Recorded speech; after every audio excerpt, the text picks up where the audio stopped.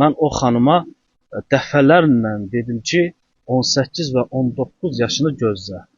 Çünki əlbəttə elə şeylər var ki, biz qanuna tabe olan insanları, mən o xanıma dəfələrlə dedim ki, 18 və 19 yaşının olmağını gözlə, səbirli ol, inşallah olacaq.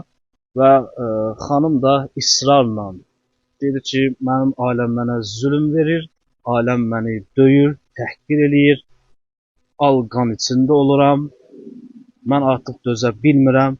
Əlbəttə, hər bir insanın qəlbində mərhəmət hissi varsa, o insandır. İnsanın mərhəmət hissinə tuş gəldiyi zaman, insan qıya bilmədiyi zaman, insan mərhəmətli olduğu zaman, əlbəttə, bəlkə də qərarlarında qanuni şəkildə bəlkə də səhvlərə yol verər. Amma onu deyim ki, xanımın 17 yaş olmağına bir ay yarım qalıb.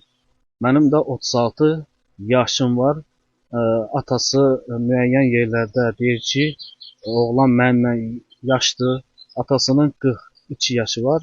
Mənim isə 36 yaşım var. Bu yalan məlumatdır. Və onun çıxıb canlı yayında danışmağı hamısı absurd məlumatlardır, yalan məlumatlardır.